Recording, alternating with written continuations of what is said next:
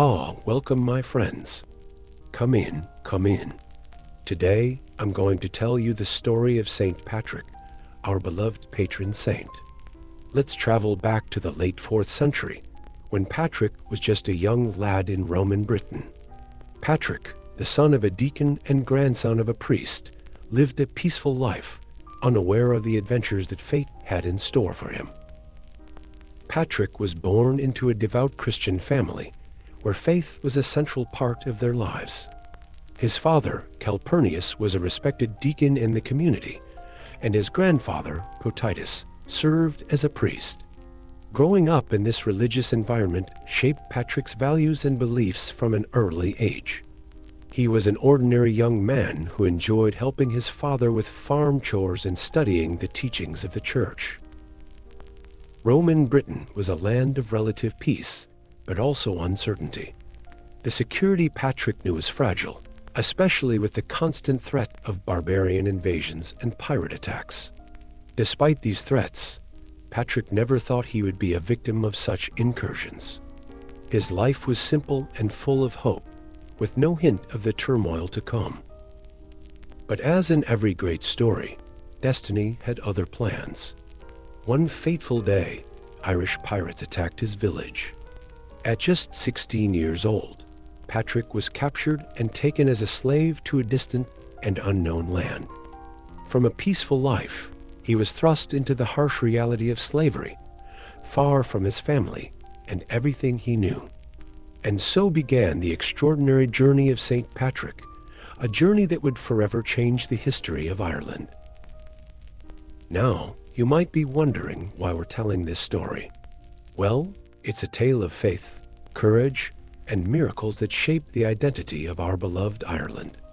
Get ready, because Patrick's journey is full of surprising twists and unforgettable lessons. Saint Patrick isn't just a historical figure. He's a symbol of transformation and resilience. His life teaches us that even in the most desperate situations, we can find strength and purpose.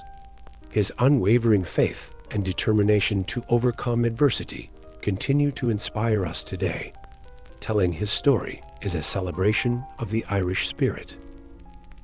As we follow in Patrick's footsteps, we'll see how he turned challenges into opportunities. His capture and enslavement could have been his end, but he found a way to free himself and return stronger. Each moment of his journey is a testament to the power of faith and human will. It's a reminder that even when everything seems lost, there's always a light at the end of the tunnel. So, get ready to dive into this incredible saga. We'll explore how a young slave became a patron saint, how he faced powerful forces, and how his mission to bring Christianity to Ireland changed the course of history. This isn't just the story of Saint Patrick. It's the story of each of us, seeking meaning and purpose in the face of life's challenges. And just like that, Patrick's life changed completely. At 16, he was captured by Irish pirates and taken as a slave to a strange and wild land, Ireland. It was something he could never have foreseen. Life as a slave was hard, and Patrick found himself alone, tending sheep in the cold, desolate mountains. Ireland in those days was a very different place from what we know now. The landscapes were harsh and unforgiving, and life was governed by ancient customs and traditions. Patrick, accustomed to the relative civilization of Roman Britain, now found himself in a land of druids and warrior kings. The hills and valleys he now roamed as a shepherd were as lonely as they were beautiful, amplifying his sense of isolation. Patrick's days were long and exhausting. He spent endless hours tending to the sheep, exposed to the elements, with no comfort or companionship. During these solitary moments, he had plenty of time to reflect on his life and faith. It was in these moments of deep loneliness that he turned to God, finding solace in prayer. Faith, which had once been a routine part of his life, became his only source of strength. But despite all the hardship, Patrick didn't lose hope. He believed that his current situation would not be the end of his story. In his dreams, he began to hear voices telling him not to give up. These visions gave him new determination. The challenges he faced were not just physical, but also spiritual. And it was in this internal battlefield that Patrick began to forge the strength that would make him a legend. But don't think he gave up. Oh no. It was in this solitude that Patrick found his faith. One night, after 6 long years, he had a dream. God spoke to him and told him to escape. And that's exactly what he did. He fled, crossed the island, and managed to board a ship back home. His adventure was just beginning. During those years of slavery, Patrick had become a man of profound spirituality. The loneliness and hardships he faced in the Irish mountains transformed him. He would kneel in the snow, praying fervently, seeking guidance and strength. It was on one of those cold, solitary nights that he had a vision. In his dream, God spoke to him directly, instructing him to escape and promising him safety on his journey. Waking up with a new determination, Patrick knew the time had come. He seized the first opportunity he had and fled. It was a dangerous journey, full of uncertainties, but Patrick was guided by his faith. He trekked across the island on foot, avoiding capture, until he reached the coast. There, he found a ship ready to depart. Convincing the sailors to take him aboard, he embarked on a perilous voyage back to Britain. Upon arriving home, Patrick was greeted by his family with immense relief and joy. But he was no longer the same young man who had been captured. The years of slavery and divine visions had profoundly changed him. He felt that his journey was not yet complete. Although he had escaped slavery, he knew he had a greater mission to fulfill. This moment marked the turning point in his life, where St. Patrick's true adventure, both real and spiritual, began to unfold. Back in the safety of his homeland, Patrick could have chosen a quiet, comfortable life. However, the dreams he continued to have showed him a different path. God was calling him to return to Ireland, not as a slave, but as a bearer of the Christian faith. And so, with a heart full of purpose and a mind focused on his mission, Patrick began to prepare for the greatest adventure of his life. Even at home, Patrick found no peace. He had another dream. The Irish were calling out to him to return and bring them the Christian faith. But how could he, a former slave, return to the land of his captors? Doubt and fear were his greatest barriers. He needed strength and courage to face this monumental challenge. Every night, Patrick was haunted by dreams. He saw the faces of the Irish, heard their voices pleading for guidance and salvation. The message was clear, but the path seemed impossible. He wondered, how could one simple man change the fate of an entire nation? The memory of his years in slavery and the dangers he faced in Ireland only heightened his uncertainties. Patrick struggled internally, trying to reconcile his divine calling with his human fear. The barriers were not only internal. To return to Ireland as a missionary, Patrick needed education and ordination. He decided to study fervently, dedicating years to learning theology and preparing spiritually. The journey to becoming a priest was arduous and full of obstacles. There were moments when he felt disheartened, questioning whether he was truly fit for the task God had entrusted to him. But the vision of the Irish crying out for him pushed him forward. Even after his ordination, doubt lingered. He wondered if the Irish would accept him, or if he would be rejected, and perhaps even killed by the same men who had enslaved him. The Celtic culture and beliefs were deeply rooted, and Patrick's mission seemed like a battle against invincible forces. However, he knew that his purpose was greater than any barrier. With growing courage and renewed faith, he began to prepare for his return to Ireland, knowing he would face enormous challenges, but also believing he was destined to bring light to a land in darkness. Patrick knew his mission would not be easy. He strengthened himself through prayer, constantly seeking divine guidance. Each step toward Ireland was an act of faith, confronting his doubts and fears. He began to see the barriers not as insurmountable obstacles, but as tests of his determination and devotion. With a heart full of hope and a mind clear in its purpose, he prepared to embark on the journey that would change not only his life, but the history of Ireland forever. As time went on, Patrick prepared himself. He studied, became a priest, and was eventually consecrated as a bishop. Armed with faith and knowledge, he returned to Ireland. But he soon realized that the task ahead would not be easy. The Druids and Celtic kings were powerful and deeply rooted in their pagan beliefs. When Patrick set foot on Irish soil again, he was met with suspicion and hostility. The Druids, guardians of ancient traditions and Celtic religion, saw Patrick as a threat to their power and influence. They were masters of nature and magic, and their authority was respected and feared by all. Convincing the people to abandon these ancestral beliefs and embrace Christianity seemed like an almost impossible task. In addition to the Druids, Patrick faced resistance from the Celtic kings. These tribal leaders were fiercely independent and maintained strict control over their lands and peoples. Each kingdom had its own traditions and loyalties, and the kings were skeptical of Patrick's intentions. They feared that the new religion would weaken their authority and disrupt social order. To many, Patrick was not just a missionary, but a foreigner bringing dangerous ideas. The first major difficulty Patrick encountered was communication.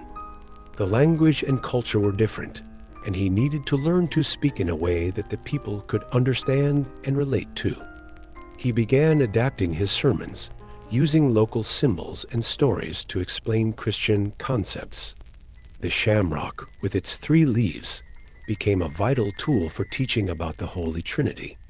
This innovative approach began to break down some initial barriers, but the road ahead was still long. Each village he visited presented new challenges. In some, he was welcomed and could preach freely. In others, he was expelled and threatened with death. Patrick's faith was continuously tested, but he remained steadfast in his mission. He knew that every small victory was an important step. The biggest barrier, however, was gaining the people's trust and proving that his message brought hope and salvation. This required more than words. It required miracles and tangible demonstrations of the divine power he represented. And so, Patrick prepared to face these challenges, knowing that his mission was only just beginning. In the beginning, Patrick faced rejection and even death threats. The Druids did everything they could to stop his mission. They used their influence to turn the people against him, spreading rumors and misinformation. The resistance was fierce, and many times, Patrick seemed defeated. He found himself surrounded by hostile faces, his words falling on deaf ears. The faith he brought was seen as a threat to the old order, and many were determined to silence him. In one of these villages, Patrick was directly confronted by the Druids. They challenged his faith, mocked his beliefs, and tried to publicly humiliate him. He felt the weight of defeat closing in. His mission seemed destined to fail. The death threats were constant, and the sense of imminent danger was palpable. He withdrew to a secluded place, feeling helpless and directionless, questioning if he could really make a difference. But it was in this moment of deepest despair that Patrick had a revelation. In his reflections, he remembered the shamrock, a common plant he had seen all over Ireland. He realized that the shamrock could be the key to connecting with the people. Its 3 leaves could represent the Holy Trinity, the Father, the Son, and the Holy Spirit. A simple yet powerful symbol that could convey a complex message in an accessible and familiar way. With this new idea, Patrick's determination was renewed. He returned to the village, this time holding a shamrock in his hand. He gathered the people and, in a calm and confident tone, began to explain the Trinity using the shamrock as an example. The three leaves joined by a single stem perfectly represented the unity of the three entities in one God. The people, used to learning through symbols and stories, began to understand and take interest. This moment marked a turning point in Patrick's mission. Using the shamrock to explain the Trinity not only disarmed the initial resistance, but also created a cultural and spiritual connection with the Irish. From then on, he was able to gain the trust of more people, and his message began to spread more easily. The humble shamrock became a powerful symbol, helping Patrick to turn the tide and advance in his mission to evangelize Ireland. With the shamrock in hand, Patrick found his key. He used it to explain the concept of the Father, the Son, and the Holy Spirit in a way everyone could understand. This was his treasure, his secret weapon. In every village Patrick visited, he showed the shamrock and explained the Trinity. The three leaves, so simple and common in the Irish landscape, now had a new meaning. The people who had once been confused or skeptical began to pay attention. The shamrock became a bridge between the old faith and the new, allowing Christian ideas to be understood and accepted more easily. The power of the shamrock as a symbol went beyond mere theological explanation. It became an emblem of hope and change. Where there had once been resistance and fear, there was now curiosity and openness. The people began to see Patrick not as an intruder, but as someone bringing a message of love and salvation. The humble plant helped dissolve cultural and spiritual barriers that had once seemed insurmountable. With this treasure in hand, Patrick was able to perform miracles. He converted many Irish to Christianity, baptizing thousands and establishing churches across the island. The shamrock became a symbol of his mission, and its simplicity resonated deeply with the Irish people. The Christian faith began to take root, slowly transforming the religious landscape of Ireland. Patrick knew his mission was far from over, but with the shamrock, he had found a way to touch people's hearts and minds. The treasure he discovered was not gold or silver, but a powerful tool that allowed him to spread God's word in a way everyone could understand and embrace. And so, armed with his faith and his shamrock, Patrick continued his journey, forever changing the destiny of Ireland. Armed with the shamrock and his renewed faith, Patrick faced the Druids once more. This time he succeeded. People began to listen, believe, and convert. He established churches and schools, and slowly, Ireland transformed. With each step Patrick took, more people joined him. His message of hope and love began to resonate throughout the island. When he confronted the Druids again, he was no longer alone. The people he had converted stood by his side, forming a growing community of Christians. This support not only gave Patrick the strength to continue, but also showed the Druids that their influence was waning. The Druids, sensing the shift, tried to use their old practices to discredit Patrick and his followers. They held rituals and ceremonies to demonstrate the power of their beliefs, but Patrick, with his shamrock and unwavering faith, countered with words and actions that touched the hearts of the people. He performed baptisms, healings, and other works that seemed miraculous to the Irish, solidifying the Christian faith among them. Churches began to spring up all over Ireland. Small congregations grew into thriving communities where education and faith went hand in hand. Patrick established schools to teach not only the principles of the Christian faith, but also reading, writing, and other essential skills. He knew that for Christianity to flourish, the people needed a solid foundation of knowledge and understanding. Over time, the influence of the Druids diminished. The Celtic kings, who had initially been cautious, began to see the benefits of aligning with the new faith. Patrick worked tirelessly to convert these leaders, knowing that their support was crucial for Ireland's transformation. His persistence paid off, and many kings eventually embraced Christianity, helping to spread the faith even more rapidly. Patrick found his true strength not just in faith, but in the community he had helped create. With the support of his followers and God's blessing, he was able to face and overcome challenges that once seemed insurmountable. Ireland was changing, and Patrick was at the center of this transformation, guiding his people toward a new spiritual dawn. After years of hard work, Patrick achieved what once seemed impossible. He returned to a normal life, but Ireland would never be the same. He brought the Christian faith to a land that had once known only the darkness of paganism.